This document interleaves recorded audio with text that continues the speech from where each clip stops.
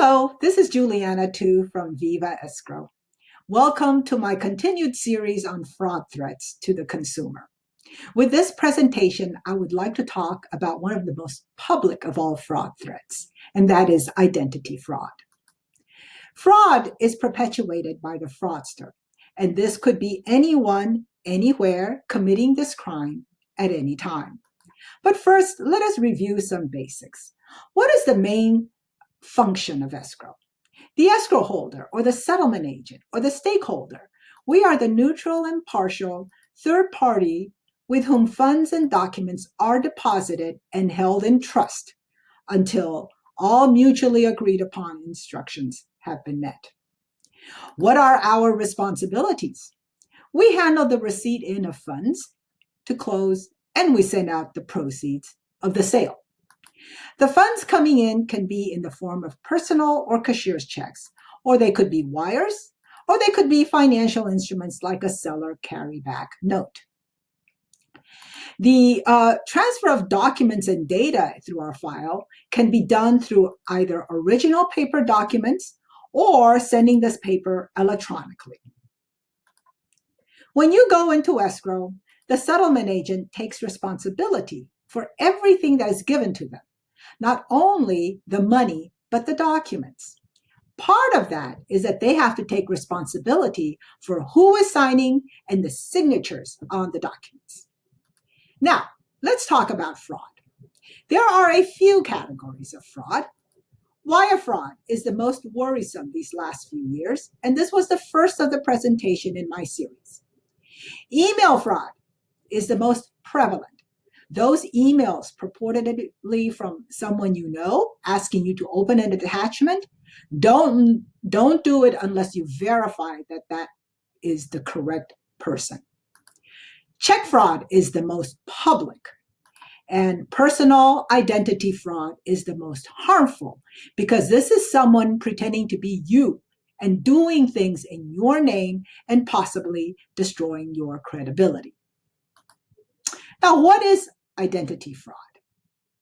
Identity fraud is one person taking over another person's identity with or without that other person's knowledge to transact business and, of course, for illegal gain. What is the most common of these fraudsters? Of course, we know about crooks, people we don't know, and unfortunately, a lot of time they are relatives and people that are close to us that we know. Let me give you some examples of what can happen in a real estate transaction. Impersonation. In California, when a party is selling or purchasing a property without a spouse, California's community property laws require that the spouse give up whatever community property interest they may have. In this case, the seller brings in a woman to the escrow office as his spouse to sign a quitclaim deed. The couple do not have the same last names. Well, it used to be that the wives normally would take on the last name of the husband after marriage. But that is not a given anymore, especially among career baby boomer women. Many women keep their last name. And this is very true of foreigners. I would say that only 40% of the wives take the husband's last name. So do we look for a marriage certificate for proof? I don't know of any company that does so. Do we know that this is a spouse?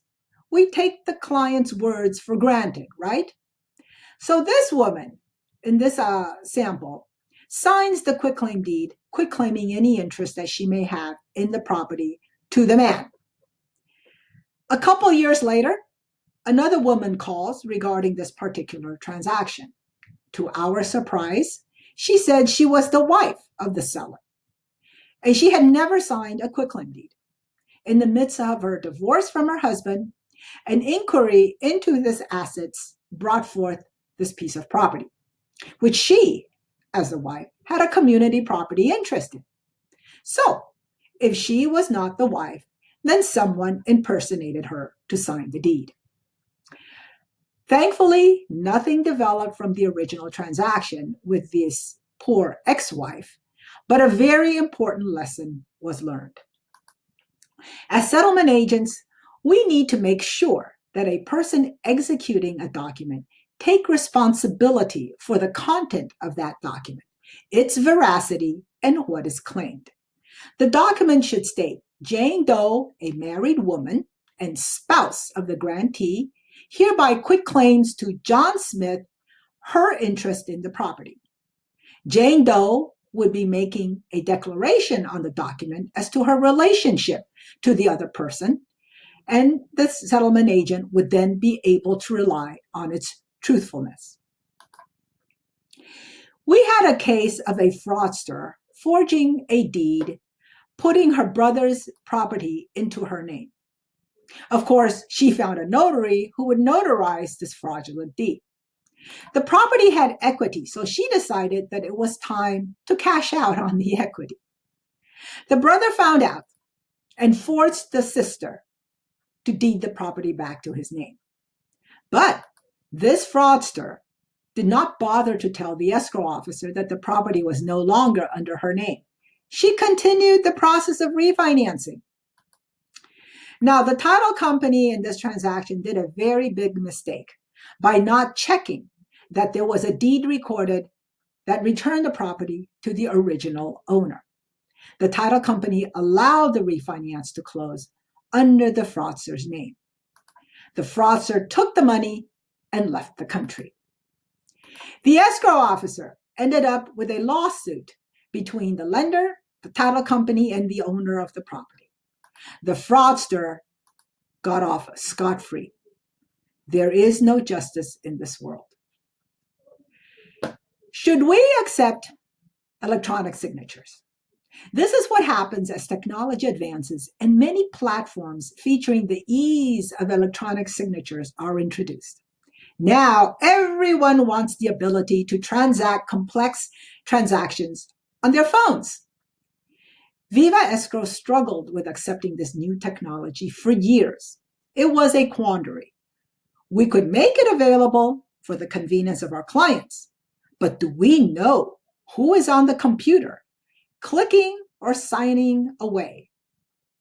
It could be a son, a sister, even a neighbor who is helping the non-tech client. There was a case that went to lawsuit because of electronic signatures. An executed contingency removal form was signed by the buyer and deposited into escrow before the transaction closed. Months after the closing, the buyer raised unresolved property condition issues and sued the seller. In the lawsuit, the buyer denies ever executing the contingency's removal form. What? Well, it turned out that the contingency's removal form was signed electronically by the buyer's real estate agent, supposedly on instructions of the buyer. In electronic signatures, do we really know who is signing? A seller comes to our office to sign a deed in front of the settlement agent, who was going to do the notarization. The escrow officer looks at the picture ID, and she just can't match the picture to the person in front of her. Not only that, the client's attempt at signing the signature was not smooth and flourishing as you would expect. So the escrow officer refused to do the notary of the documents. Finally, the truth comes out. The person is not the seller, but the sister. The seller was out of the country, and the sister was given permission to sign all the paperwork for her. Really? The escrow officer asked this sister to send the whole package of escrow paperwork to her sister to be signed at the American consulate. How about the son who almost got away with selling his father's property from right under him? Our seller signed all the paperwork and even had the deed signed and notarized. But he was not the real owner. He was the son, and he had the exact same name as his father. The paperwork was signed and notarized outside of the escrow company, and the escrow officer did not meet the seller. But the escrow officer did get a copy of the driver's license, which the notary took. The driver's license showed the exact same name and address as the owner on the property. Apparently, the real owners were much older and might not have had all of his mental capabilities. It was by luck that a family member found out about the pending sale and alerted the settlement agent. It could have been a disaster. The notary public. When I first got into this industry, the clients all came into the office to sign their paperwork in my presence. I wore two hats, that of the settlement agent and the other of the notary public. That was almost 40 years ago, and things have changed. It is a 50-50 chance that the clients will actually come in and sit in front of us to sign their paperwork. Today, with mobile notaries signing our clients out in the field, these notaries have become the surrogate for the settlement agent. We rely on these notaries to ascertain two things. One, that the person signing in front of them are who they are supposed to be. And two, that the signers understand and acknowledge what they are signing. The second is just as important as the first. We have heard about elder abuse. And even when there is no such abuse, we have all heard about the difficulties of onset dementia or Alzheimer's. Let me talk a little bit about overseas clients, because handling those transactions can raise matters of concern. We rarely meet our clients. Most everything is done long distance. We rely on the real estate agent to be the go-between. Notarization of documents means it should be done at the American consulate, and we rely on them to do a good job of scrutinizing the ID of our client before doing the notarization. Don't allow your out-of-country client to utilize the remote online notarization platform that a few states offer for the expediency of the out-of-state or out-of-country client. They use a webcam to communicate with the client and to establish the identity of the client. There could be so many fraud concerns with this type of technology. And notarization platform that is being used right now is really not accepted if we find out that the documents were notarized that way. Even with a phone number and an email of a client, are we able to communicate with them and make sure that they understand and acknowledge the real estate transaction and the escrow process? What if we don't speak their language?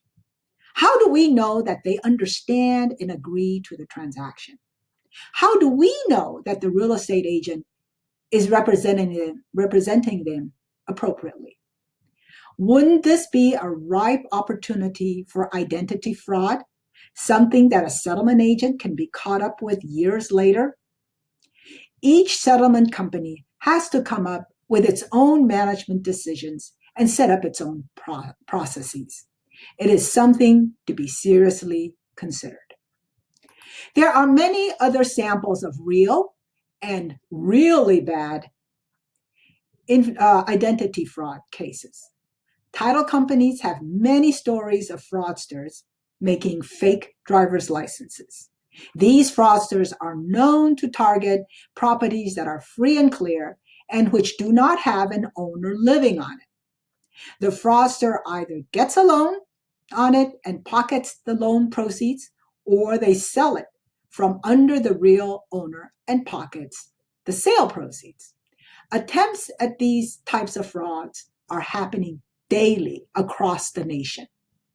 Here are some tips for everyone, but particularly I am sending this to settlement agents who may be affected in their transactions. First of all, trust no one. Learn to say no. Follow your gut instincts. Don't be afraid to ask for help, and don't be rushed into anything. I would set up good office procedures and best practices and make sure that everyone in the office follows them. Communicate and contact your clients through the transaction. Make sure that they know that they are in a transaction. Educate yourself constantly. The fraudsters do, and you can do no less. Be sure you check out our identity fraud article at this link. It has more in-depth descriptions of the frauds that we have encountered or heard about. We have other articles on other types of fraud, and also other educational materials on this site. Thank you very much, and I hope that you have found this presentation helpful. Be sure to pass it on to others who may benefit. Remember, if you have questions, we have the answers. Thank you so much for watching, for listening, and for being aware of fraud.